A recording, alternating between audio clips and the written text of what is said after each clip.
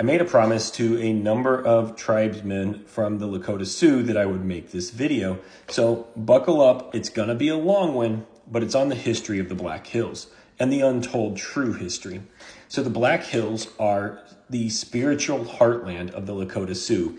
For centuries, the land was central to who they were. It was their religion, their identity, and a mechanism and the required land for them to survive. Think of it both as a Mecca and an Eden, all in one, sacred, ancestral, and irreplaceable. And in 1868, the Lakota signed a treaty with the United States government called the Fort Laramie Treaty. And it was supposed to be the deal that ended all other deals. The U.S. government guaranteed the Lakota ownership of the Black Hills, hunting rights across the Great Plains, and in return, the Lakota agreed to peace terms. They would stop attacking railroads and settler trains, and they would put restrictions on their movements around the plains. But as with most treaties in this time period, it didn't have much value to the United States government when it came to manifest destiny. So just 6 years later, General George Custer, the same one from Custer's Last Stand, led an expedition into the Black Hills, and they found gold. Word got out, gold rush ensued, thousands of prospectors poured into the Black Hills, violating the treaty with the United States government. But the government didn't want to stop them. Instead, they basically said, well, can't beat the miners, better renegotiate. The U.S. gave the Lakota a choice: sell the Black Hills or starve. When the Lakota refused, the military was unleashed on them. This led to the Great Sioux War. From 1876 to 1877, the U.S. military went on an annihilation mission against the Lakota Sioux. And this battle, this war, the Great Sioux War, also included the Battle of Little Bighorn, where Custer met his dramatic end. The victory didn't last for the Lakota. They were overwhelmed by just sheer numbers and the logistics of the federal government and their scorched earth tactics, burning villages, slaughtering buffalo, and starving the people into submission.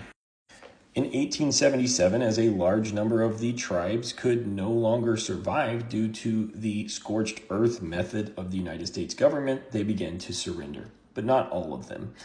And in retaliation, Congress passed a colossal act of legal and moral fraud when they unilaterally seized the Black Hills, nullifying the Fort Laramie Treaty, essentially extortion dressed as legislation. But let's be honest and truthful here, the Lakota never agreed to sell, and they still haven't sold.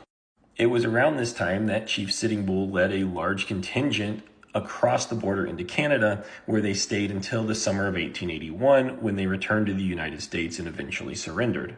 And you would think that this would be the end of the injustice to the Lakota Sioux, but it's not. In 1890, hundreds of unarmed Lakota, mostly women and children, were slaughtered by the U.S. Army during a botched attempt to disarm a peaceful band of ghost dancers, which was a movement that arose in 1889 through 1890 to attempt to revitalize and re-inhabit the traditional lands of the Sioux. Plain and simple, this was a massacre, and there's no way around that. But the U.S. turned it into great propaganda. They even gave medals for it. Literally, a Medal of Honor was awarded to a cavalry soldier for the atrocities committed at Wounded Knee. Now, the Sioux Nation has never given up their fight for the Black Hills, and it continues to this day. In 1980, the Supreme Court ruled in United States versus the Sioux Nation of Indians that in 1877, the seizure was illegal and a blatant violation of the Constitution.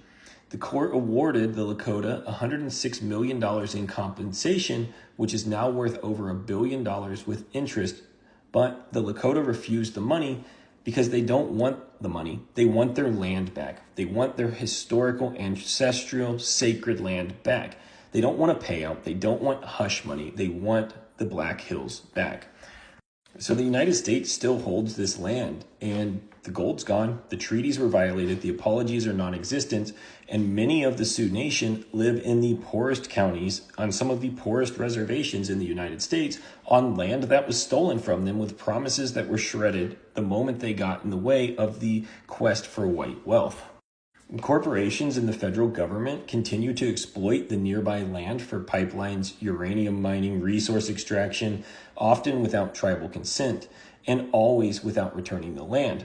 And one of the biggest moneymakers is tourism in the form of Mount Rushmore, which loops back around to the original promise I made related to the shirt I was wearing to make this video. Now, why is Mount Rushmore such an injustice? Not only is it on sacred land, but there's more to it. So remember that the Black Hills are sacred spiritual land to the Sioux. Well, in 1920, Gutzon Borglum, a man with ties to the 3Ks, was hired to carve the faces of 4 U.S. presidents into the side of the Black Hills. The government had stolen the land, broke their treaty, waged war to subjugate the Lakota, then carved the faces of their conquerors into the Sioux's sacred mountainsides.